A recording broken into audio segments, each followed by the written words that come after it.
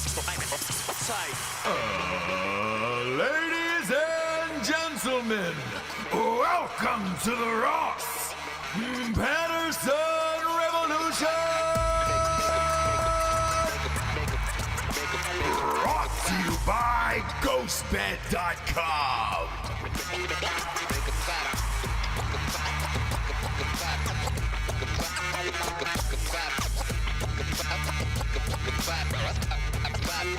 Yes, James. I'm here. The lady is here. We can start the show. The little lady is here. We can start the show. We can start talking about smart stuff because the lady is here and she knows all the things.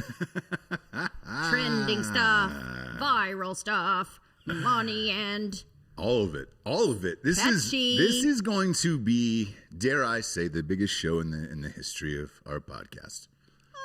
It's a lot to talk about today, James. There really is. First off, I want to start with Hot Bob. I want to commend you, sir, on taking the Blue Dragons jersey in to get Shadowboxed. Look at this. Look at that dude. Hilarious. There's nothing like shadowboxing a 6-year-old jersey. Am I close? Nope.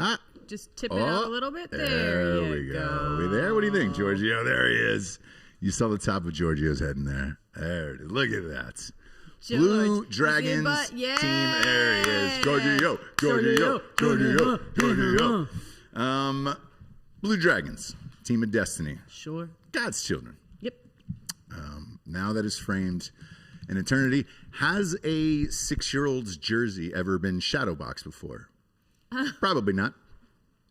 Not one that's at our child's skill level. No. Go to my one real quick. What does it say? The South Austin, read it. Vein Center. Was that who the sponsor was of the Blue Dragons this year? Varicose Vein Center. No, I don't know. Kind of weird advertising of like, hey man, where do you want to put all your advertising money this year? Oh, let's see. It's a vein center, South Austin. It's typically for people in their 60s or 70s. Let's sink it all into a 6-year-old's youth soccer league. By the way, Vein Center, you made the right choice in your investment because here you are, right? So, yeah, actually, they did do a good thing. How did they know, though? How did they know Daddy was here? Know you know? What a good investment is. The South Austin Vein Center. That's their clientele, though, right? Oh, enjoy it. I guess. The moms, maybe? I guess, but either way. Looking down at our short, like we're wearing shorts, we're looking down at our legs like, I gotta get these veins. Take it. What? It's on my kid's shirt. What have you done now? Hot Bob, again, I really want to commend you on this. What did they say over at Michael's when you took in a 6-year-old's jersey to get shadowboxed? Did they think he died? Oh, fuck. Oh, but man. you know what I mean? Yeah, why else? yeah. Because he's not good. They didn't ask, unfortunately. They were mostly just like, are you cool with this being $800? Yeah, you were the one that actually had to ask the questions, but yeah, which was mostly like, what? So I used to be the shadow boxer, if you will. So I had your job of going in and getting the craziest shit that these dudes like O.J. Simpson. Yep. Pete Rose. Dennis. So you took in because Dan won the fantasy football league in Drinking Bros Sports. One of them. We have like 6, right? He won one of them, and he got a framed Dennis Rodman jersey that is waiting for him on his desk today when we do Drinking Bros this afternoon. So, yeah, I mean, this round was a 6-year-old's jersey, shadowboxed, and Dennis Rodman. Beautiful. And then there was one more, which we can't say on air because we're going to present it to him later on the show. She loved that one. That one tickled her. Oh, did it really? Oh, nice. She was like, "Oh my God, you have the coolest job ever!" Like, this is for your work. And I was like, "Yeah, man." Yeah, he's all one of my bosses is cool. Yeah, do you know what I mean? Yeah. She had no idea who Dennis Rodman was. Yeah, like that was like the woman framing shit at Michael's definitely no awareness of Dennis Rodman. Yeah. But both are in the same category, you know. a 6-year-old champion, a grown adult who dresses as a woman who's also a champion. Sure. 2 champions, you know. In their own right. In their own right. So big day around here. Also, another huge day. Ross 1, Amazon 0. We beat Amazon. The book is finally on Audible. You know, it took a lawyer lobbing in a phone call at the end. It seems like it always does now. To say, hey man, what are we objecting about here? Freedom of speech wise, like what are we objecting about? And magically, it went through last night around midnight. Shout out to Joel, who's now sleeping, who cut the trailer that is everywhere right now. As the sun rises, it dawns on him is finally available on Audible. I appreciate the thousands of messages, and it is out everywhere. There's a link in my bio on Instagram and also on Facebook. You can use that, or, you know, it's on iTunes. It's everywhere. Also, I do want to say, because we've got a ton of messages on this of like, hey man, if I use a credit in my Audible, does it still count as a sale? Yes, it does. So feel free to use whatever free credits you have on Audible. And it still registers as a sale for the big guys, so you're good to go. But you knocked it out of the park, Jabes. We've been trying to take these things book by book to the next level. And before you walked in today, actually, we were talking about, you know, what would happen if you got it scored, the entire thing, like a movie, and did full Foley and all that stuff. This is moving in that direction. There is maybe 15 or 16 songs in it. Some of the violent car crashes that are in there, and deaths and gunshots, fight scenes. Every character is read by a different person. Actors, so yeah. The way that I described it was, we're just kind of grooming people. Yes. To get to that point. But because you can't just go right there. You have to sort of ease into it and get people used to that, because I do think that's maybe where it's going to go, just because we're listening to everything, podcast, Audible, everything. So sure. I do think eventually it's going to go that way. And there are some podcasts that are like that. Yeah. But you can't do it right out. Well, and this was part of the argument with Amazon on this one, truthfully, was some of the things that were questionable were like the gunshots and things like that. And they're like, well, you can't have that. And I was like, sounds. Right. But I'm like, hey, the character is firing a gun. It's in the 1920s. It is a work of fiction. I'm not, you know, if I did a murder story of somebody and there was a gunshot in it, like, and it was a true crime, what's the difference? Would you stop that book, I guess? Like, things get dicey in that world, but you're right. Like, when we started doing this in 2014 was when I sold the first one to Simon & Schuster. I had to fight just to even read the book on my own.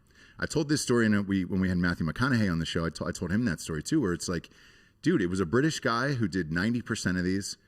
You know his fucking name. I forget it offhand. And I will say that's for the, publishers and the editors, because gosh, would it have been so much easier. It is. If it was just a British guy that read it all the way through. But sales-wise and enthusiasm-wise, and like with audiobooks now, surpassing hardbacks and all that stuff, like on the last book, what was the fucking... I don't even remember the last name of my goddamn book. When Darkness Falls, He Doesn't Catch It. With that one. That was the first time when I looked at the numbers, and audio was almost 50-50 with hardback and paperback and ebook, right? Where you were like, oh shit, people love to listen to audiobooks. Holy shit. This one, I expect audio to far outweigh hardbacks and paperbacks and ebooks and all that stuff, because of the advancement of what we've been able to do with it. Like hiring a full team of actors, doing songs, doing sound effects, doing all that shit. Like, it's like listening to a 6-hour movie, essentially, at this point, and it's only going to continue. However, if we didn't fight for that in 2014, I don't know if that would be a possibility.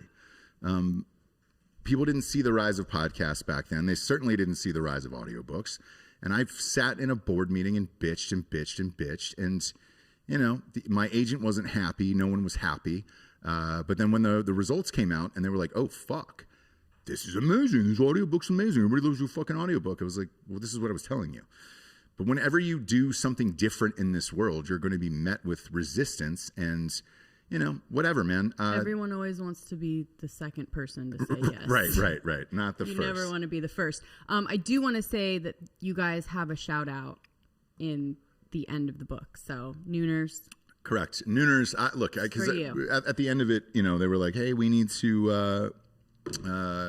closing credits or whatever. And I was like, closing credits are in the book, but we'll be happy to put them in there. So we were like, fuck you guys. So at the end of the book, shouted out the Nooners. We shouted out the Drinking Bros. Everybody who listens to all of our shows, because this is where all this took off. And the only reason that any of this is possible today, any of it, books-wise and all this other shit, was because of you guys. So, yeah, I told Amazon to go fuck themselves.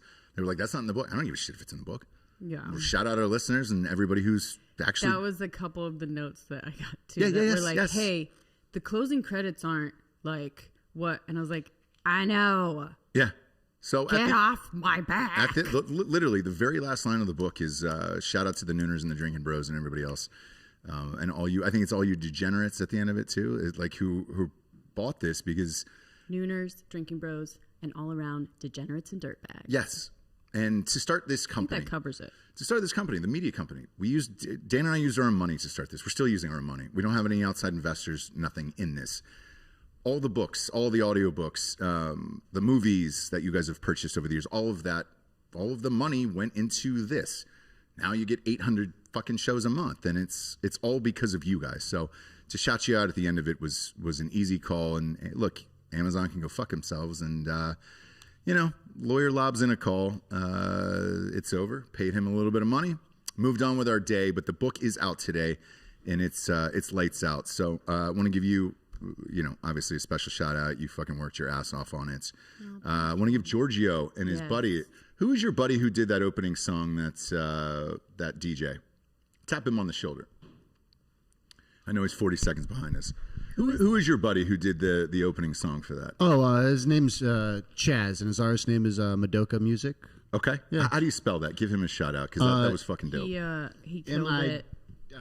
Yeah. And Giorgio, thank you for just being cool. Helping in LA, obviously, just everything. Yeah. Hammer the like button if you're watching on YouTube. But all of this and everything that's going on made this entire media company possible and all that shit. So just know that I'm extremely grateful, because that's what we use the money for. And then hiring new employees and trying to get everybody in here, doing new shows. So it's all been great, but it's because of the money from all of this stuff, to be honest with you. So thank you, like, for real. I'm not that serious all the time, but I'm grateful. What's your buddy's name, Giorgio? Oh, I just want to say we promise we won't spend the money on more stocks, even though they're at a really, really good price right now. And I promise Even that though they're what? They're low? Really they're good, real yeah. low. They're real good. They Real look real low. delicious right now. A lot of people buying the dips right now. Yeah. Giorgio. It's a discount he's right low. now. Yeah. A lot of people buying the dips, which we're going to get to. As you'll notice, the name of this episode is called "The Stock Market is Rigged," and it is. Like, it keeps getting worse and worse and worse by the day. Me personally, I am happy. Me happy. Me happy. Me happy. Me how? By the way, Dan Holloway plays a fucking... Yeah, it's going to be a long one today. Daddy was up late last night working on the trailer. You really were. Dan Holloway is playing a 55-year-old Asian man in the new book. So It's so good, you guys. really funny. He also plays a sergeant in the military in this one, so it's good. Wow.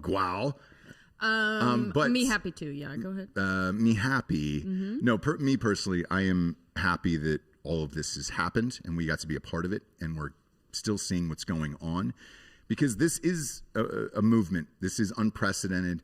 The stock market has been exposed to a massive level where it's all just fucking fraud at this point.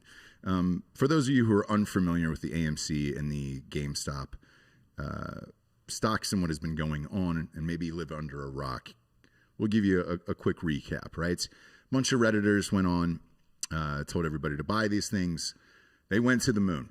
You've seen the moon, the memes and all that other shits, and they're calling them meme stocks. These stocks went to the moon, and then the Wall Street guys said, hey man, we're all done with this. We're going to take our ball and go home and just stop the game so we can save our hedge fund investors. That's a very simplistic. It is because they stop, explanation. and because a lot of people are sending in messages of like, dude, why is it cratering today? Why are all these cratering? You cannot buy the stock. I don't know what to say. Like, I've never seen anything like this in my lifetime, but you cannot buy the stock. And this started a couple days ago with Robinhood, Do you feel who's been like, getting buried. do you- TD Ameritrade, hang on. TD Ameritrade stopped as well. E-Trade stopped as well. And then today was Cash App. Cash App stopped letting you buy those particular stocks. You can still buy anything else you want, not the ones on Reddit. And the narrative is now that they're spreading in the media and everything else is, we told you guys, you fucking amateurs, that this would happen and you would lose all your money. You didn't listen to us. Hopefully this is a valuable lesson. No, it's not. You guys were right. Everyone on Reddit was correct. This would have kept going. However, you can't buy it. So what are you supposed to do at this point? Like, when your only option on Robinhood is to sell the stocks, what are you going to do? If this would have continued, right? All of these people, these kids, these fucking misfits or whatever you want to call them, would have made millions and millions of dollars because you couldn't stop it. And you shouldn't be able to stop people from buying stocks. This is no different than what goes on behind the scenes at these fucking clubs with these old people and all this shit with prostitutes and everything else. Like, they're just telling everybody what to buy. Now, when normal people try to do it, they turn the fucking game off. And it sucks. Like, it's sad to see. And it's like, all right, great. If you're in stonks, if you're going to invest your money in stonks and the market and all that shit, it only works if you're rich. It only works if you're a billionaire. Otherwise, if the fucking poor people rise up and try to do something, they're going to fucking pull the plug from the back of the arcade game and be like, oh, sorry, we're all done here today. And that's exactly what has happened. And then it just keeps getting weirder and weirder. Like, Jack Dorsey, Twitter, owns Cash App, right? Cash App says, we're not letting you buy these stocks anymore. And then they release a statement on Twitter. Can you pull that up, Bob? Their statement today, Cash App, there it is. So Cash App says, this was about 2 hours ago, about an hour after the market kicked off, the clearing broker who processes our trades, Axos, has temporarily halted buys of AMC and Nokia. This was not Cash App's decision. We disagree with this move wholeheartedly. We hope to make these stocks available for purchase again as soon as possible. Fine. The problem with that is you didn't, and you don't know when they are. Therefore, no one can buy them. The stocks are cratering because everybody's afraid. They need to secure the money in order to cover it. Tough shit. Then they shouldn't have been able to sell these fucking stocks in the first place, right? Fair. If you want to treat, and so Jack Dorsey above it, is that tweet on screen right now? Jack Dorsey himself tweeted out diamond hands. It means hold on to the stock, right? Make a call. You're Jack Dorsey. Your company's worth billions of dollars. You own Cash App. Call them. Fund it yourself. There is no reason that you're out of money. Oh, are you? You're out of money now? Sorry. Fuck you. Fuck all these people, right? Because the biggest comparison the last 2 weeks is all these fucking old dicks from hedge funds have been saying, comparing this to gambling. What they're doing is just gambling. They're just gambling with people's money. Here's what gambling is. I know because we do it on Drinking Bros Sports and we have a sponsor, mybookie.com. Promo code Drinking Bros will double your deposit on there. And we're betting on the Super Bowl this weekend, right? We bet on every game, every single weekend over there. Now, with MyBookie, for example, they are a smaller company, much like a Robinhood-ish. I'll put them in a Robinhood-ish category. Now, with MyBookie, there is a clear precedent. When you go on and bet on these games, your max bet is $2,000. For the Super Bowl, they usually raise it to $5,000. For the playoffs, I think they raised it to $4,000 because there is more people gambling. However, when you go on there to gamble, which is exactly what you're calling all these fucking people on Reddit and all these day traders and everything else is gamblers, the difference is with bookies and everyone else, there is a limit. Hey, man, you cannot put more than this in, right? If you would have said that on Robinhood or said that on E-Trade or Ameritrade and all this other shit of, hey, guys, there's going to be a limit on these stocks or every stock in the entire stock market, which is what it should be. If you're going to limit these 8 companies, you should have limited everything in the entire stock market and said, hey, guys, You can only spend X amount of dollars on this. Otherwise, we can't cover it. Because that's what my bookie does and all these other fucking sports books, right? Mayweather tries to go in and bet millions on the Super Bowl every single year. Every casino usually tells him, hey, man, I'm looking at our bank right now. We can do $1 million. You're going to have to go to another casino. We can do $1 million. We can do this. If you're one of these, SEC fucking dicks up there who's going to put these guys, because Robinhood is going to have to come before the Senate, which is going to be another fucking jack-off fest. He's going to lie. Senators are going to scream at him. Nothing's going to come out of this or be accomplished from it. But my main question would be, if you don't have the money, and let's say Cash App with whatever, man, fuck you. Cash App has the goddamn money. They're backed by Twitter. All the stocks have fucking numbers on Twitter, like all these companies. If you put a $sign before a stock symbol on there, you can back it. You have the money to back it. And if you don't, you should have put something up right when you opened up your company that said, hey, man, your max bet or your max fucking dollar amount on any of these stocks is going to be X amount of dollars. So that way no one gets fucked. Now you're in it. And all these fucking hedge funds are losing billions of dollars because of what they did with GameStop and AMC on Reddit. And now you're saying, wait, we're going to halt the market. You can't buy any more of these stocks. Robinhood, well, we can't cover it. You had no problem covering everything else. Sorry that you got fucked or your people got boned or your investors and your fucking bullshit companies got boned. But now it's okay to fuck over regular Americans who are putting in $5-10 in all these stocks. Because AMC was a $5 stock when we bought it, right?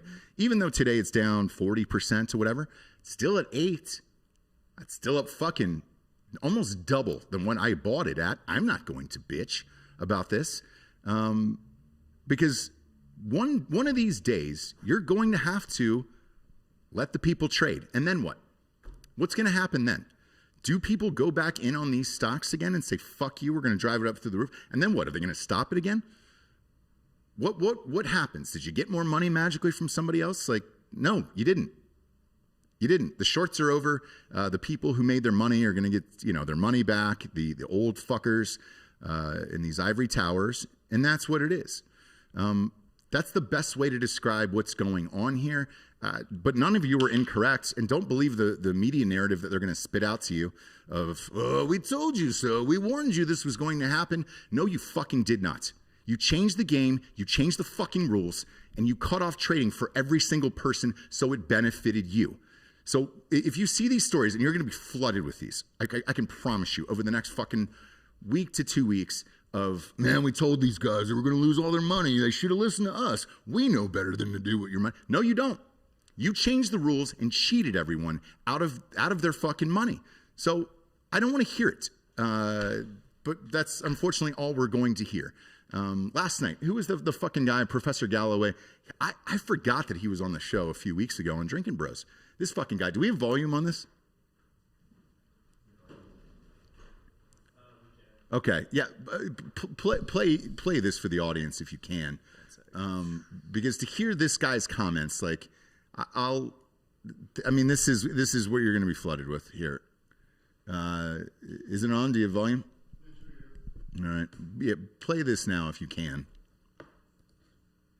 Maybe you're learning here. Maybe it's fun. Fine. Maybe it's a movement. But be prepared to lose 80 to 90% of it. And if it's still worth it, then have at it. But the biggest loss of capital here will be the human capital of young men who are sitting and staring at their phone and watching the price of Bitcoin or the price of AMC. And ask yourself, would you be better off taking that 1, 2, or 3 hours a day and working out, trying to form relationships with mentors, with romantic relationships, with people at work, getting great at something so you can be the person on the other side of the trade? The greatest loss in capital here is from young men who are more prone to gambling addiction, who don't understand the markets. I think we are setting ourselves up similar to how there's a ton of young women out there who became very depressed by sitting in their rooms looking at Instagram. Self-cutting and self-harm skyrocket. I think you are going to see an explosion in young male depression, and I think a lot of it is going to be reverse engineered to apps that convince you you're part of a movement or physically addict you to your phone. Ask yourself, Would your time staring at Robinhood be better spent somewhere else? That is the real capital destruction that is taking place here. Yeah.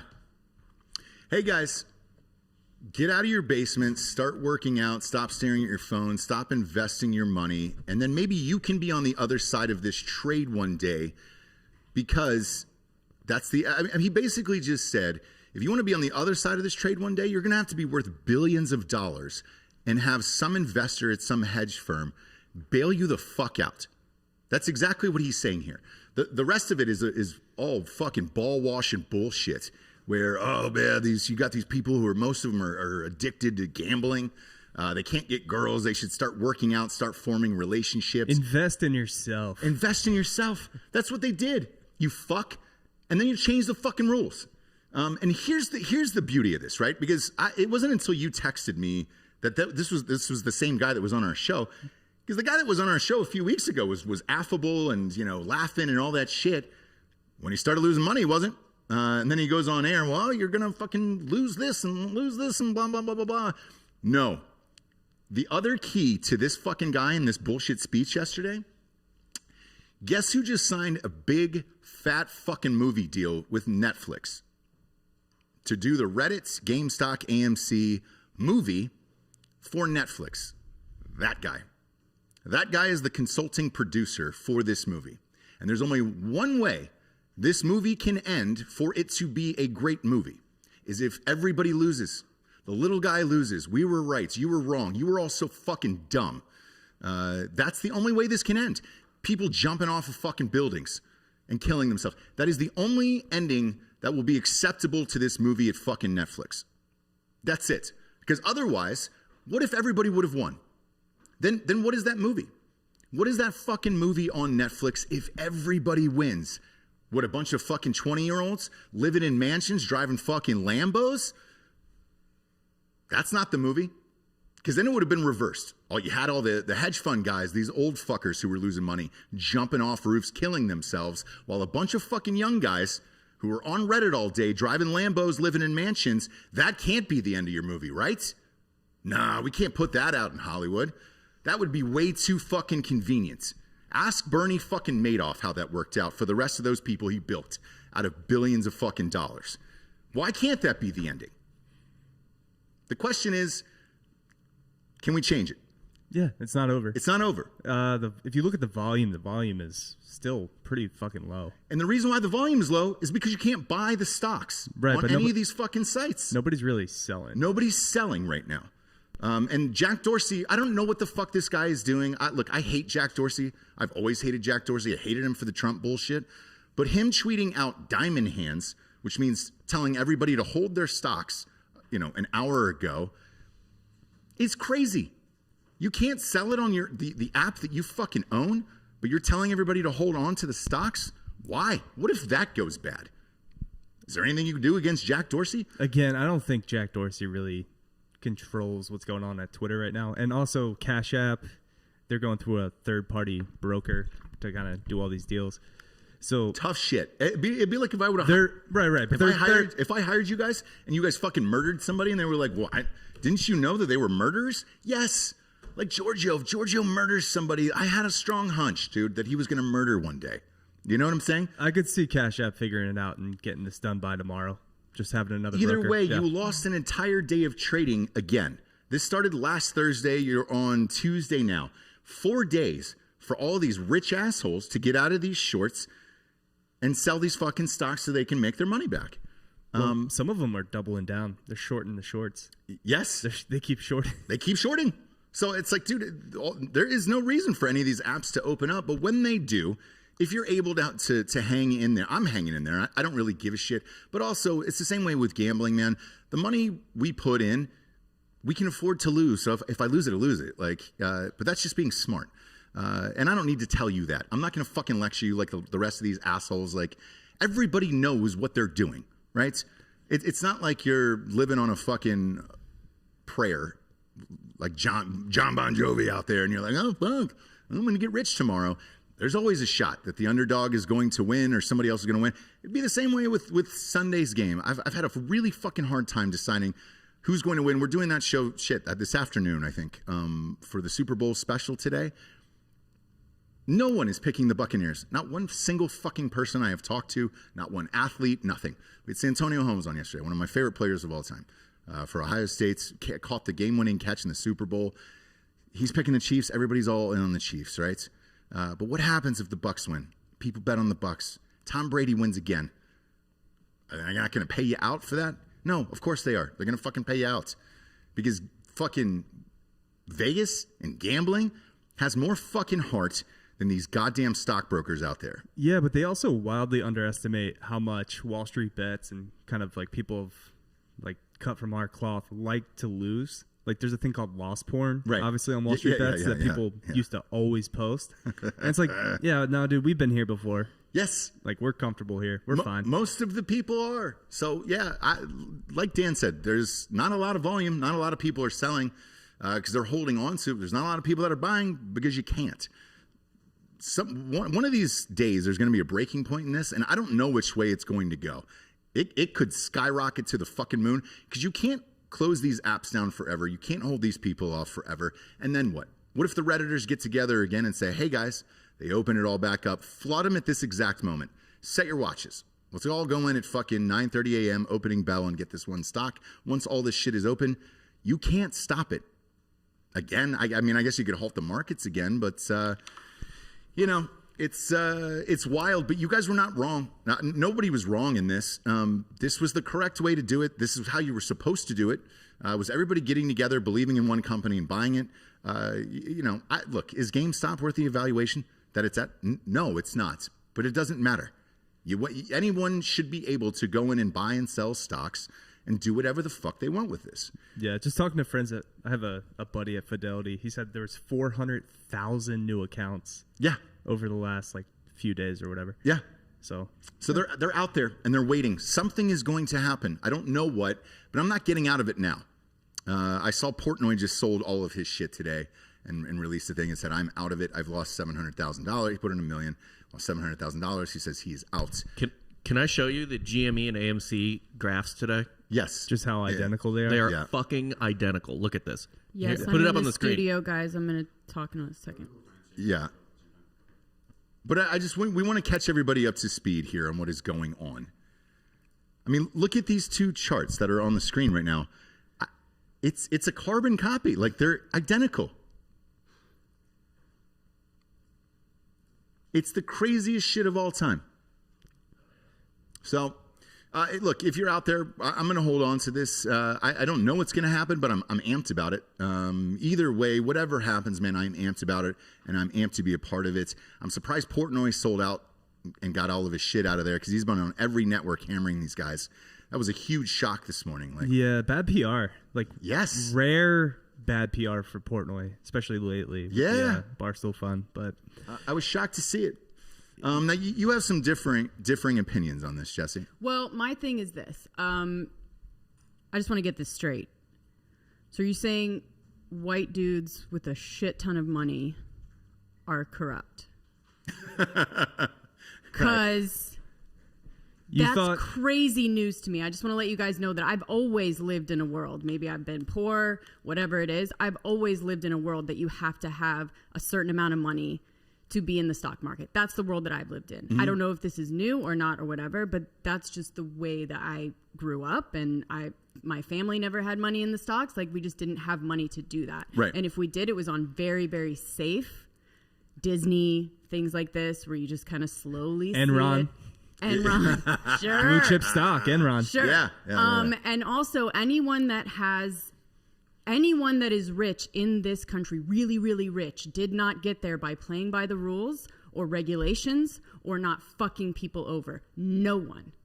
No one that has a lot of money like that is completely playing by the rules of whether the government or morality or whatever it is. And I've always known that, right?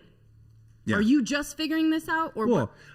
You think billionaires are just going to roll over and like let them really bleed out? Confused. Yes, and so and I actually said this. We're not just figuring this out. No, right, hang on, guys? hang on. Like, and that's why the whole thing of having a certain amount of money to put in the stock market is for that exact reason, and doing it in a safe way is for that exact reason. I also think this is awesome and hilarious. So both things are true to me, right? Like, I like the fact that you made some noise, but it doesn't end with you in a Lamborghini. I'm sorry. It just doesn't. That's not the fucking world that we live in. Unfortunately, the most that you can do is try and make whatever part of your world nice, right? Carry on. Yes, because you said, did I not know this? The answer is yes. I did a stock show. I did a stonk show on Drinking Bros the other day. No, I mean before this. I did. Okay.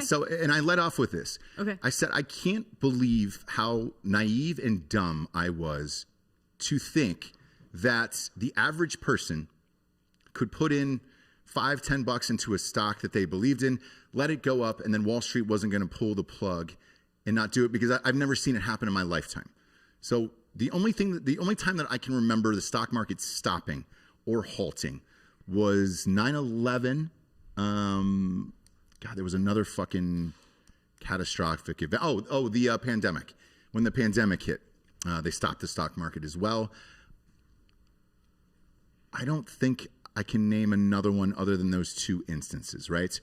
We are not going through 9/11 right now. Yeah, you had 9/11 in 2001, and then a few months later, you had Enron. Right. That's right. Enron, yeah. Yeah, they went from, I think, $90 a share to 26 cents overnight. Yes. And they stopped the stock market, right? Yeah. So I understand all of it. We're looking at I'm just telling you. 3 times. Oh, well, in 1987, I guess, when the market crashed. I But understand. you're looking 08. at, yeah. 08, yeah. So we're looking at 5 times in our entire life. Not one of them was because people were buying too much. Ever. Not one of these instances where it was like, hey, man, we're going to stop the stock market because people are buying too much stocks. That has never happened in the history of our country. Ever. So, I thought it was possible because I've never seen it happen. I've never seen that happen. And I was like, can you just turn it off if people are buying too much? Like, that means the companies are doing well. Shorting a stock means you want the companies to fail. So with shorts and things like that, with the Enron thing, right? Like, I understood it because, yeah, you were at 90 one night and then it dropped down to 26 cents. You should probably take a peek sees at that and be like, hey, man, why did a company just collapse overnight? Like, that makes sense to me, right? But not because, your company's doing too well.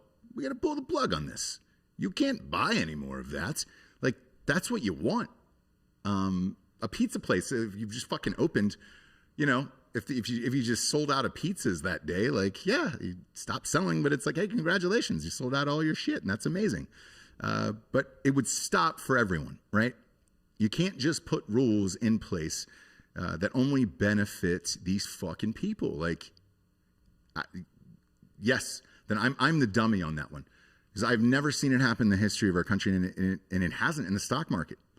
It has never stopped. No one has ever stopped the stock market. No, it hasn't stopped, but insanely corrupt things and things that you haven't seen have been happening.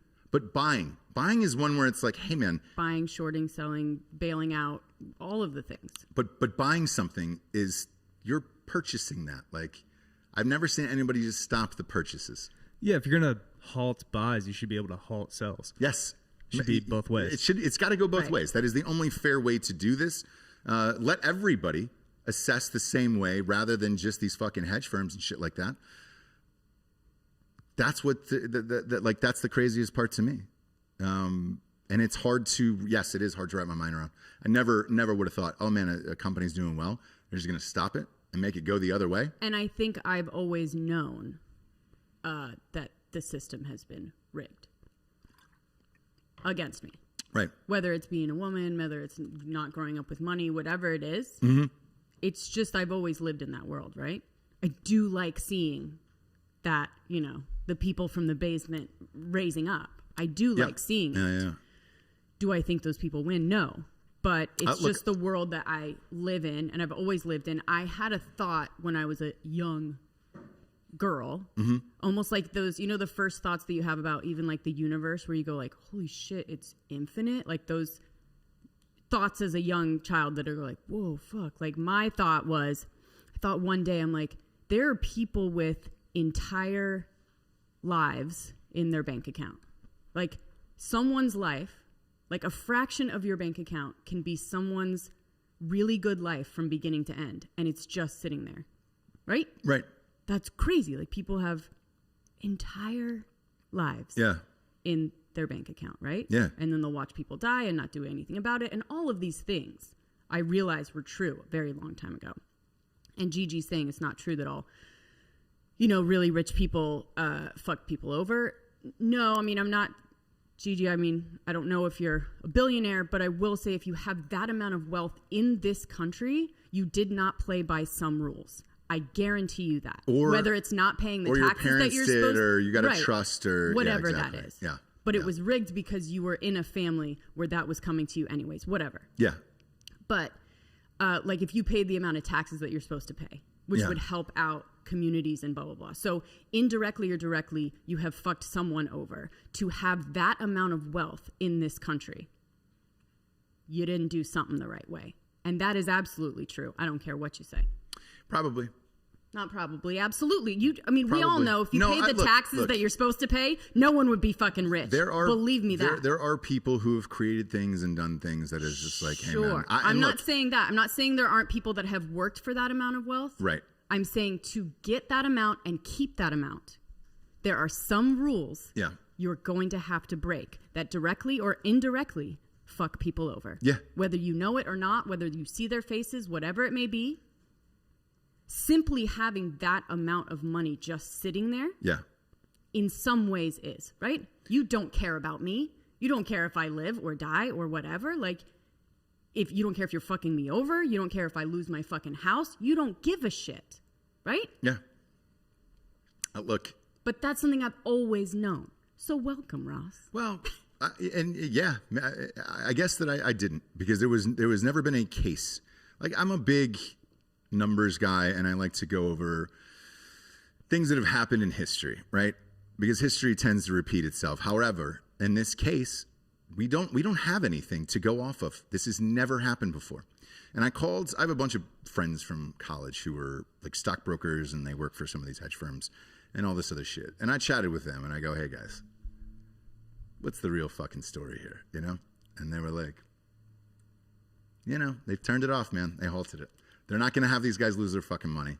And I go, but what does that do for you as a job? Like, if this is your job, if you were, a hedge fund manager or stockbroker or whatever, this whole week, the curtain has just been pulled back, and you're like, oh, well, that's not a real job. Like, that's fucking fake. You're protecting other rich people so they don't lose their money as long as you're fucking over normal people, and that's what you do for a living now. It's all done, right?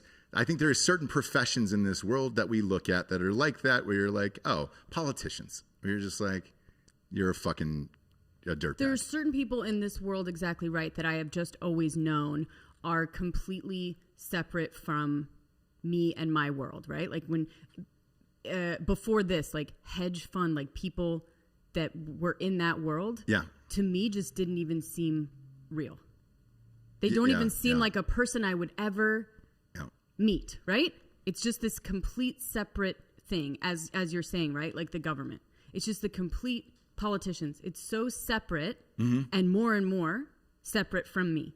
It's not anything that I will completely understand, because I don't get to be let behind that curtain or that wall of whatever they're doing back there. And it's true of both things, right? And also the caring, right? The government doesn't care about you in the same way. They will let you die. There is a branch in government, there's a person in government that puts a monetary value on your life. Right. That alone is like, oh, like the asbestos crisis. Do you remember this? Yeah. In the 70s. Yeah. So it was brought to OSHA's attention in the 70s that if anyone worked really closely with asbestos or for long periods of time or whatever it may be, they will die, right? Yeah. It was brought to their attention. They went to this branch of government that puts monetary value on people's lives. And they weighed the amount of people and that number of each person's life against actually fixing the problem. And they determined that it wasn't worth it. Right. So they let these people die, and it's just like it doesn't make sense monetarily for them to actually fix the problem. It actually came out in the 80s, an Aaron Brockovich type thing that they were like, hey, can't actually do this. And then they're like, all right, let's fix it now. We got kind of caught. To this day, there are 10,000 people a year that die from the effects of that. Right. And that branch and that person is still a thing.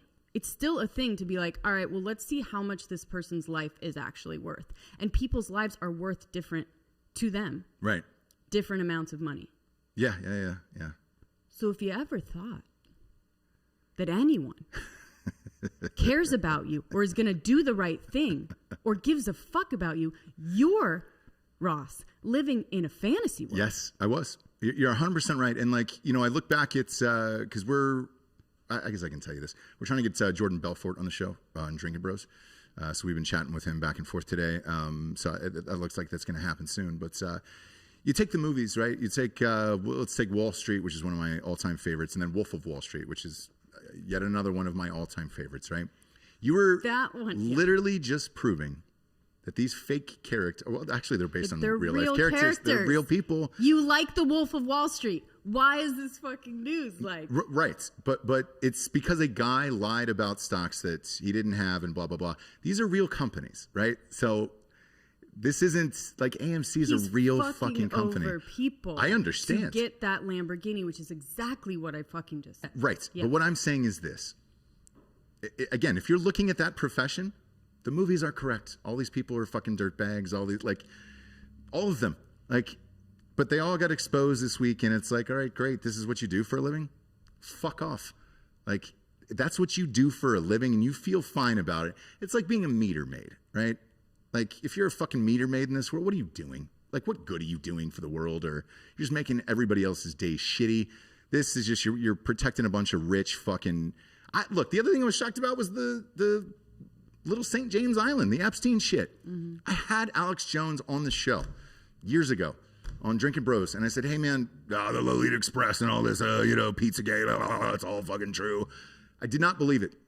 I did not. I said, dude, I can't fucking buy into this, and I'm sorry. Go down that road. No, it just seemed too fucking far-fetched that people would be that evil in the world, right? And then I apologized when he was on the show. I said, I'm sorry. I was dumb. I was so fucking dumb and naive to think that didn't go on. Like, what? I'm of two minds with it always, with stuff like that, where I'm like, maybe, but am I ever going to know about it? Like, very rarely does it get exposed. So to me, you will always be stressed. You will always be, like Alex Jones. Yeah, AJ. Yeah. Don't say his name. But he's fine. If you are always trying to find the answers to these things that are behind these iron curtains, I love it. God love you. But as I've always said, you are not going to change the world, and you should not follow your dreams. And that's kind of part of it.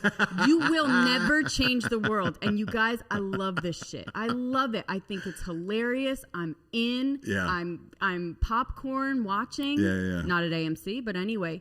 So I love it. Yeah. But you just have to know. Well, you will never win, and you will never change the world. And your dreams, whatever they may be, will never, ever come true. Yeah. Okay. Yeah. And it's true. And again, to answer your question at the top of this is like, dude, are you really surprised by this? Yes, I was. I did not think this would happen, but I was surprised about the fucking Epstein shit as well, man. Like, in no world did I think that would happen, or could people get away with it. In both instances, I will say this. Stockbrokers and all hedge funds and all that shit have been exposed. Epstein and all these fucking guys and politicians have been exposed. At least this round of them. And by the way, correct. Another round will pop up. Yeah. And they will all protect themselves. And there are still people. Yeah. And money and power will always win. And I really hate to do this to you guys because I know you're in a movement. I know. And we're so excited, I know. But just so you know, the bums will always lose, Lebowski. Yeah. The bums will always lose. And I'm fine with it. And that's what I'm saying. This is my zen of acceptance. And this is how I get through my day, like a little dum-dum. Yeah. And it's just a happier life, you guys, to be stupid. And if you, by the way, if you think this is like an act for on air, it is not. Off air all the time, you always say, I'm so much happier being a sheep because then I don't have to worry about this bullshit. A sheep, or just accepting it. It's not ignorance, because I do always wish that I was actually stupid. I'm only a little bit stupid and kind of a dum-dum. But I do wish that I was completely stupid so that I don't have to work so hard for the zen. Mm-hmm. I would just be like, cool, whatever. Yeah. But I do need to like practice every day being like, the bums will always lose. All you can do is make your corner of the street nice.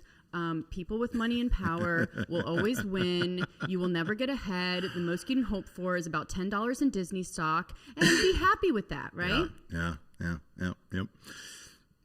But all this shit, all this bullshit. Like I remember taking like my first like stock class in like 4th grade.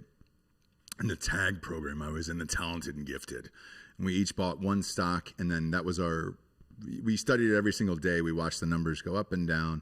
It was the newspaper, obviously. It wasn't digital like this, but when we did, and then whoever in the class picked the stock with the most money at the end of the thing won, and I remember it was Walmart, it was like, well, that's tried and true company, and that's the way it should be, and you put your money in these fucking things and blah blah blah, and it's like, no, none of that's true.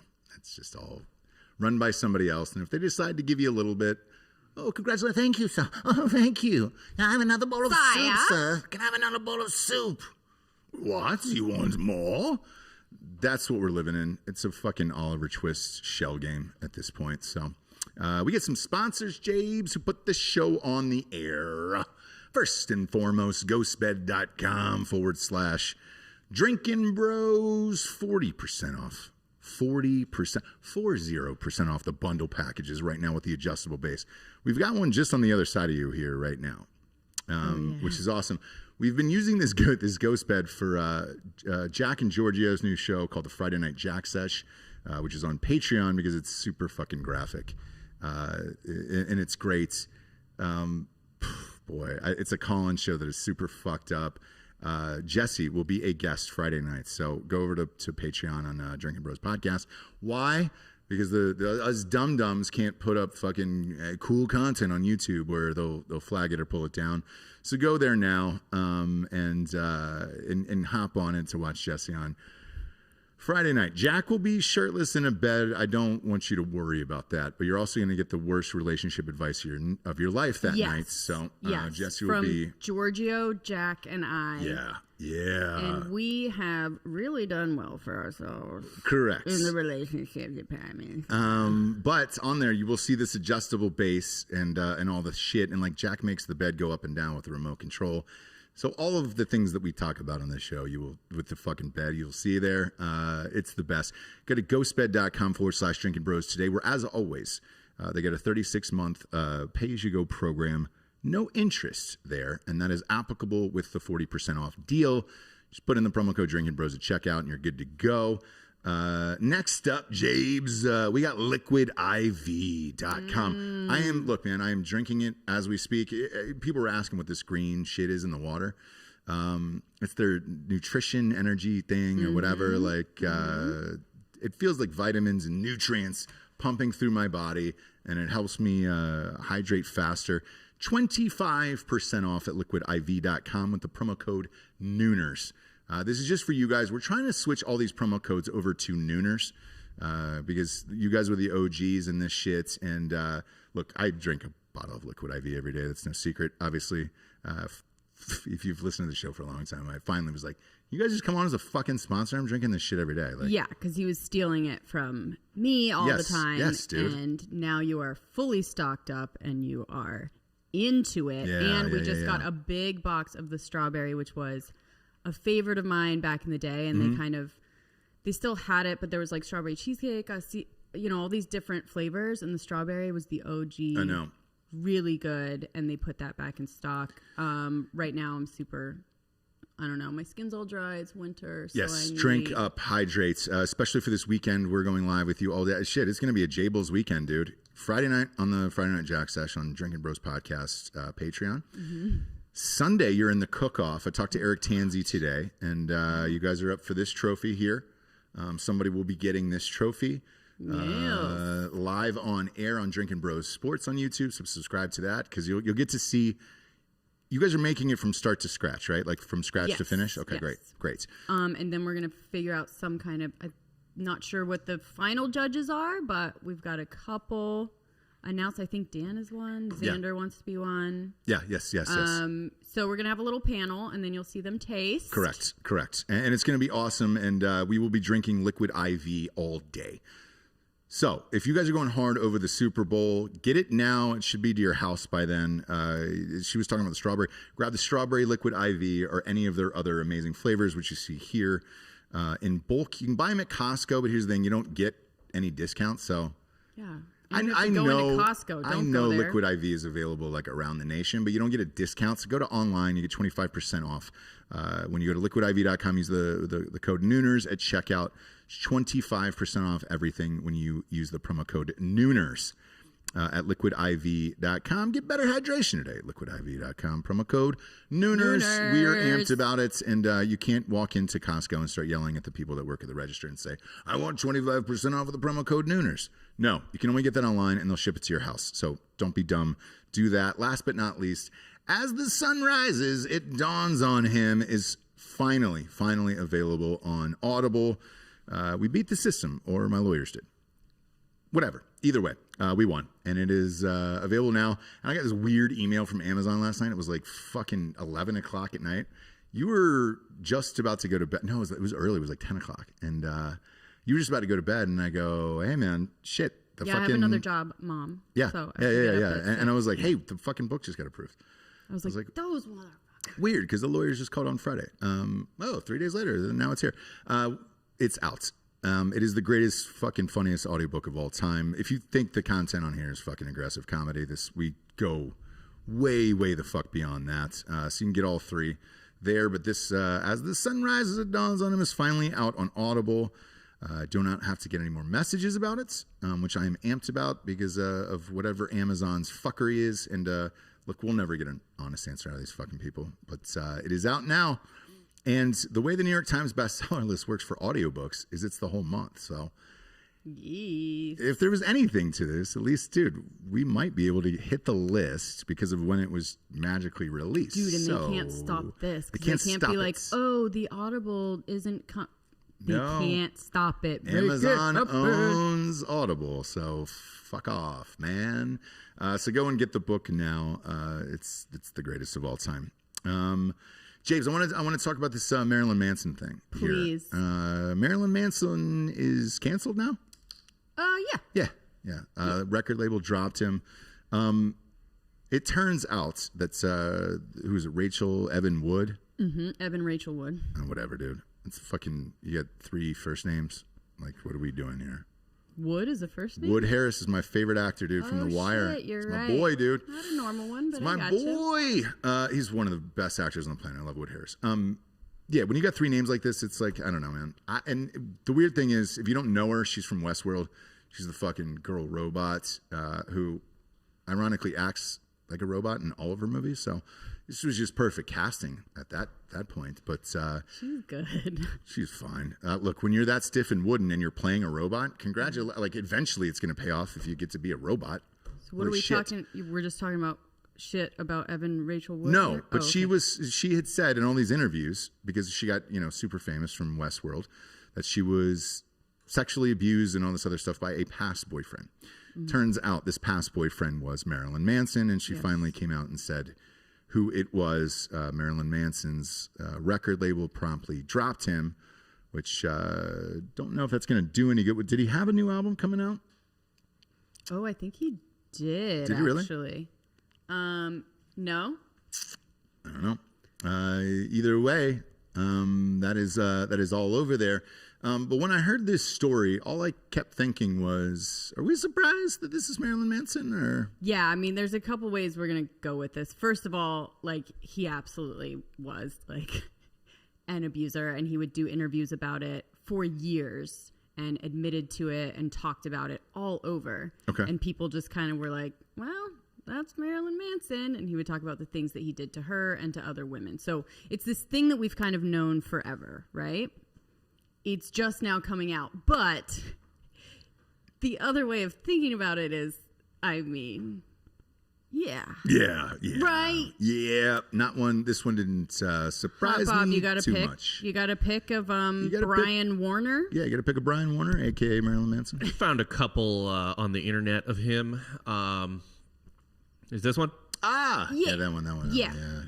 So are you telling me, I mean, this is the theme of the show. So you're telling me he is not that great of a guy. Here's the thing. This one was not surprising. Are you telling me oh, he's that's a little good bit one of a with weirdo? the little Are kids. you telling me he's got some problems? No. That one, I like that one a lot. Yeah, that's a good one too. That's a good one too. Yeah. That's a good one too, because that guy seems like he is a little puppy dog sweetheart. Yeah. And then there's the classic. There we go. There we go. Again. The beautiful people. The beautiful people.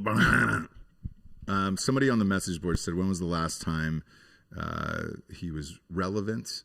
Columbine? Yeah. Maybe. I don't know who said that on the message board, but maybe. I don't know. But this one, Jabes, not surprised about.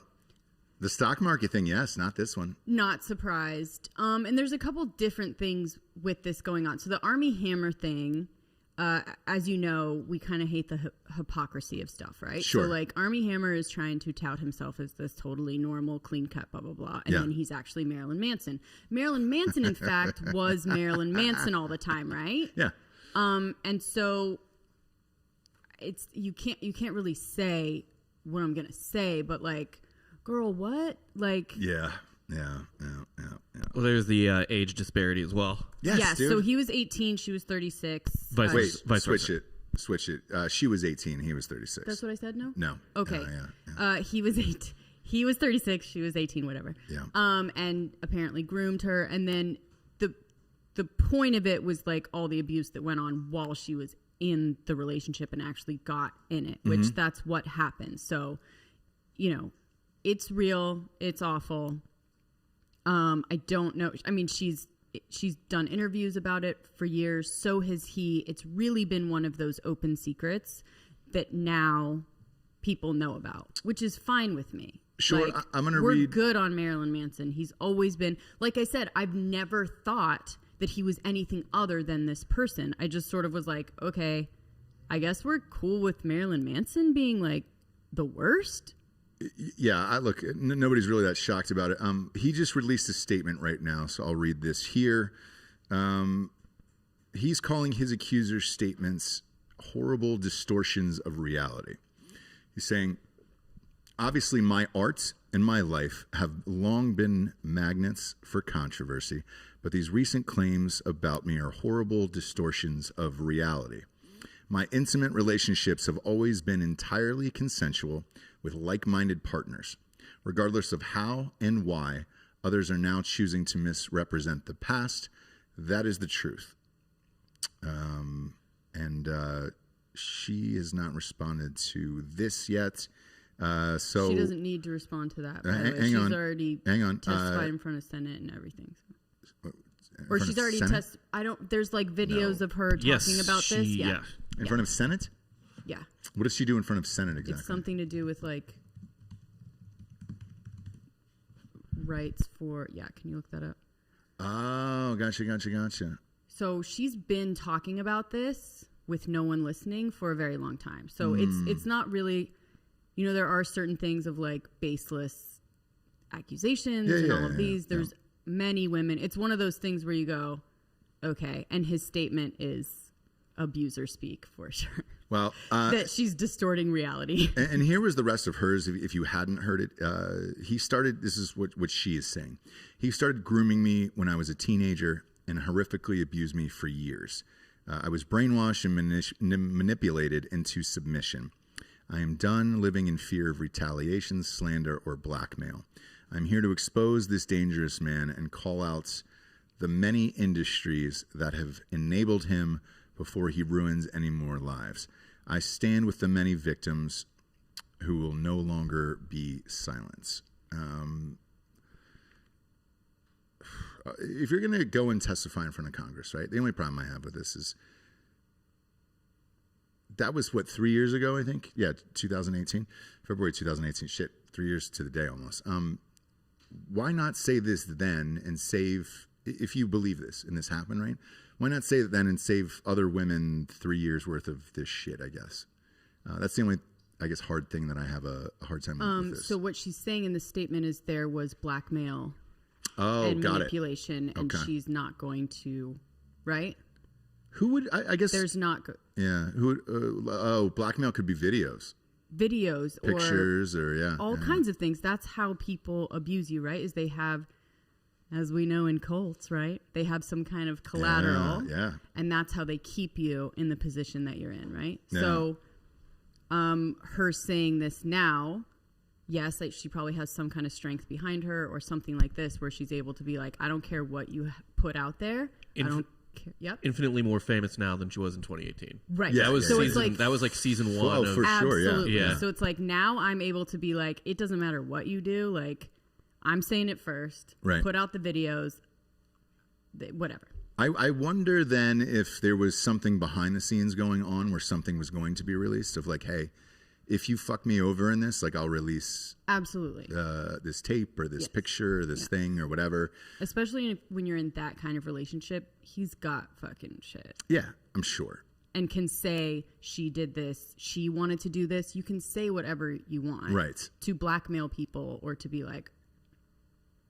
Now's also a good time to point out that if you're an 18-year-old woman, you probably shouldn't be dating a 36-year-old man, somebody twice your age. Fucked up shit is probably going to happen, right? I've never heard one of these cases just turning out great. Yeah.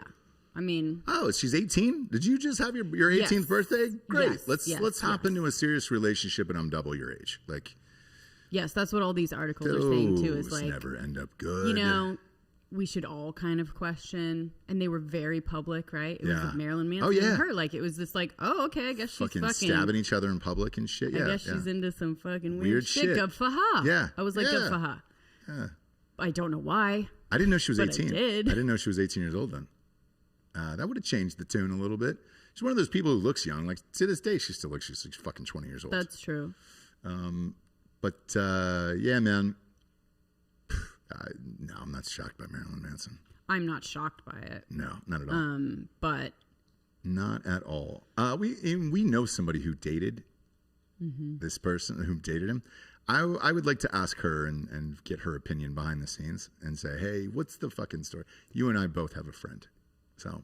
right behind the scenes, I don't know what she would say, you know, but Yeah. I'd be curious. You know, I won't say who it is, obviously, but. But then me and Hot Bob were talking too. Like, he was so good at that crazy shit that he did, right?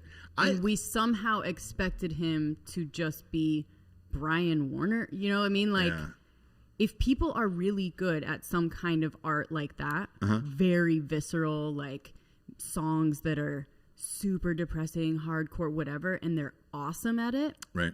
and you believe it and you feel it, there is a reason. Right? Not very many people, I mean, we can get into the little things, that movie that we watched. Not very many people are super believable in an act like that, right? Yeah. Unless there's something going on. Real. Yeah. When the musician kills himself, we're like, what? I just Why? loved his depressing songs, but I know. thought he was happy as shit. I really felt it, though. You know, right? I will say this. I've seen a bunch of interviews with him. He's very, very smart. If anybody were to cultivate an image, and we watched I watched a music documentary where they said that it was all, he cultivated this image and profited off it, which is fine, right? Because of how smart he was. I think eventually what happens is, and we were talking about this after will work, you always turn be able into the guy. You turn into the fucking character. So I think that you will always be able to tell if someone really is just cultivating, right? okay. We as humans can always tell if it's a really smart, normal guy in a suit putting on boobs and telling me it's cool. Yeah. Right? Yeah. You have to really fucking believe it, and that's why people are able to draw people in like that, right? Yeah.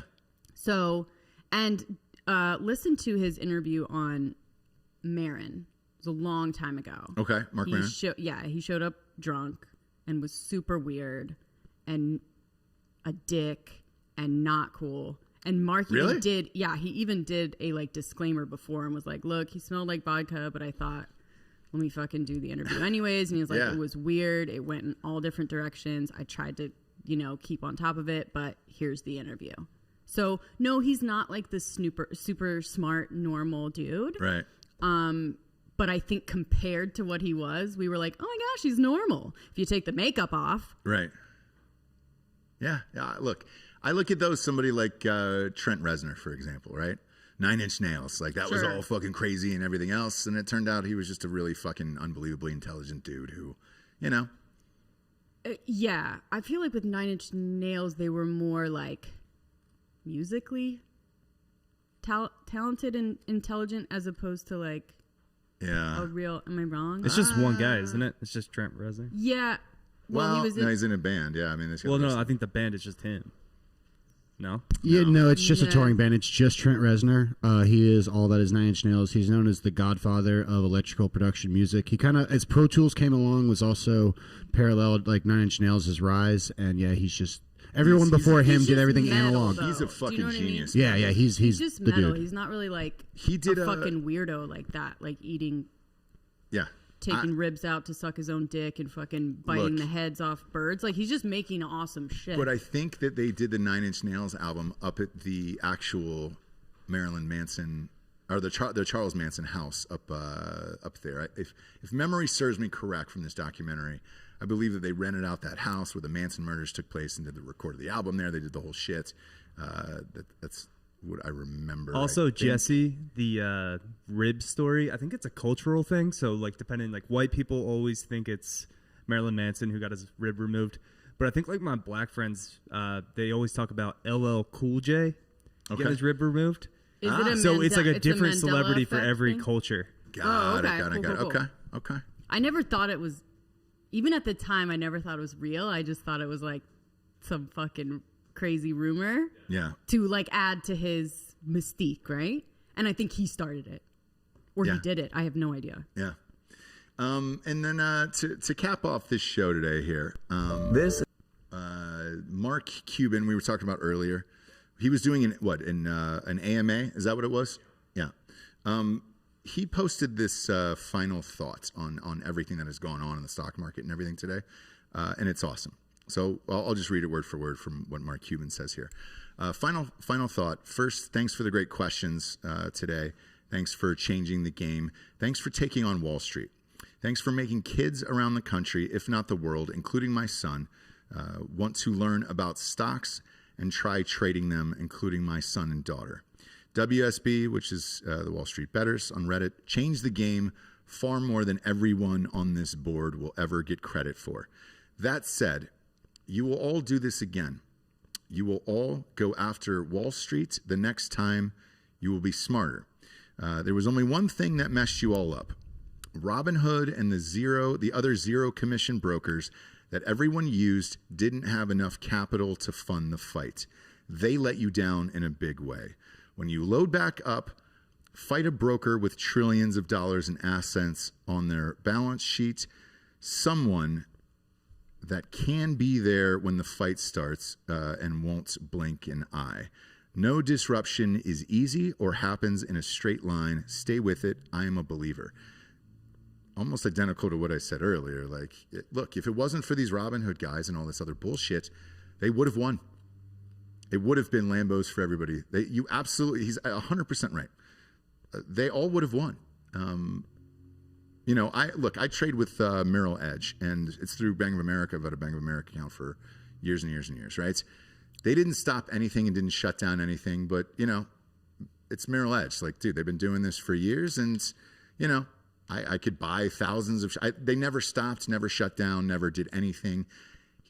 What he's saying is true. Like, it was all these fucking places that have popped up, but it's also like, look, I'm not fucking 20 years old. Would I have a Merrill Edge account at 20 years old? Probably not. Would I have a bank account then? Maybe. Yes, I did. I think so. I think I had a bank account, but was there anything in it? No. But I wouldn't have access to a company like that. Therefore, all of these kids and everybody else in their early 20s who are either in college, out of college, or didn't even go at all, are using these other apps and things that are easy, accessible, so they thought, and they fucked you. They fucked all you guys. But eventually, this is going to swing, and Mark Cuban is right. This is going to happen again. This isn't the first time, and it's not going to just go away. Reddit is going to continue to go after these companies, and the next time somebody gets shorted... No, these companies won't exist anymore because of this. I hope. But What? No, I'm saying Robinhood oh will yes, not exist. I hope. And that, what do you mean you hope? That's the only way to get in. No, it's not. Okay. Because Robinhood, I hope, will be gone from this. Because they were going to have an IPO in the fall. So what would you do then? I don't see how you can do that. Start getting in with, again, what Mark Cuban is saying. Get a traditional bank account. Get in with a Merrill Edge. Get in with somebody who doesn't stop trading, where it's not just a fucking app like this. Like, get in where they can't stop you because they have enough money, right? So it's like, all right, cool. These other fucking people, like, dude, that was their only way out. And like, you know, if you're Robinhood, and I know I said this a few days ago, but I look at it the same now of like, this guy fucking Vlad or whoever his name is, who's been all over the TV, you know, crying essentially in tears over this. He has no company now. So if you can make money, he cries. Yes. If you can take away some positives out of this, look, you took down Melvin fucking hedge fund, right? That guy's gone. Steve Cohen, that fuck who owns the Mets, like they lost billions of dollars off of this. Robinhood will not be able to fuck over people in the future because they won't exist. Cash App, now whether or not they figured out, they clearly have enough money. Clearly, they're backed by fucking Twitter and everybody else. Like, yeah, they might figure it the fuck out, but there's going to have to be some disclaimers out of this. Of, hey man, if you buy, you can buy as much as you want, you can sell as much as you want, and we can't stop you. Because otherwise, the playing field isn't fair. And something's going to be done. Next up will be this fucking movie. It's already cast, by the way. Mark Bowles been hired to write it. Great writer. I believe he wrote like Hurt Locker and shit like this. And I believe they've casted the lead, the guy from Reddit already. I mean, this is really fast tracked. Yeah. Right? Isn't it? Like some. It looks like it.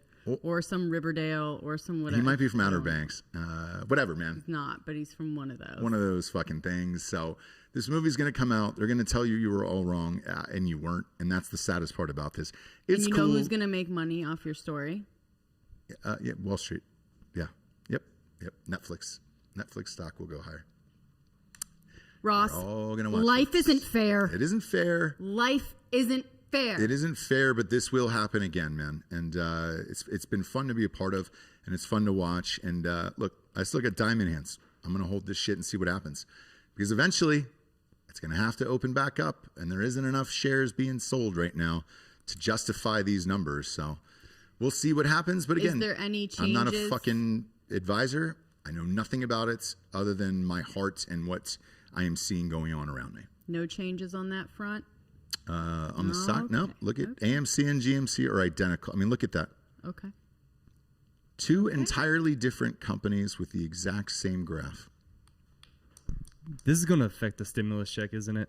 No. Stimmies have gotten in the mail, by the way. I think my parents got one. No, they've already. No, the other additional $1,400 they're fighting over. Oh, well, who knows, man. They're like, you're going to put it into now you're into politicians' hands, and like, dude, I'm not. I don't trust any politicians. Now that I knew, the stock market I didn't know. At least I know. And all my friends who are traders, like, you know, stock traders and shit, like, congratulations, you're now a politician. Like, no, they're not all bad, but they're not all good. My God, man. If you know, they all know what's going on. Everybody knows what happened here. Like, and they all have the same answer. And I've asked them to come on air, by the way. The other day, who we with on air, and they were like, yeah, man, 3 brokers are calling. None of them ended up calling in. Not one of them. Not one. They were like, no, I am really afraid of, if I say what is really going on, I'll lose my job at my fucking huge firm, and, you know, whatever, man. It is what it is. All of it has been exposed, and once again, it's been fun to be a part of. And if you need to get out, do it. I'm going to stay in because whatever I put in, I can afford to either win or lose. And thus far, I am up a ton right now. So we'll see what happens. But it'll be fun to track. Go to Patreon, Drinking Bros Podcast. Watch Jesse on there Friday night. It's going to be a fucking awesome show. It's going to be fun. Subscribe to Drinking Bros Sports on YouTube. That is free all day. That Super Bowl show will be airing for, I think, 8 or 9 hours that day with you and Eric Tanzi, and then all of us watching the game together. Yeah. So we have a lot of shit coming out. Go buy as the sun rises. It dawns on them. I beat Amazon. I beat that fucking system today. Of course, it took a fucking expensive lawyer to do it. to get it on the New York Times bestseller list, and then I can pay the expensive lawyer off and Start a movement. Start a movement for my bank account. Oh, this is fun, James. I enjoy doing this show every day. And like, look, Dad, I might be naive or dumb about certain things. At least I'll be honest with you about it. Like, hey, here's what it is. I think it's important to see two different. It is 100%, 100%, and it's important. And I'm passionately nihilistic. And by the way, like I'm okay with being wrong or saying that I don't know what's going on in the world all the time. Like, that's the beauty of this job and why I never get sick of it every single day.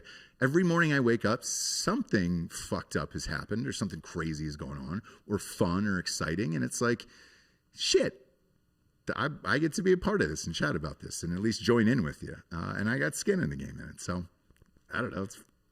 It's fun every day, so we'll see what happens.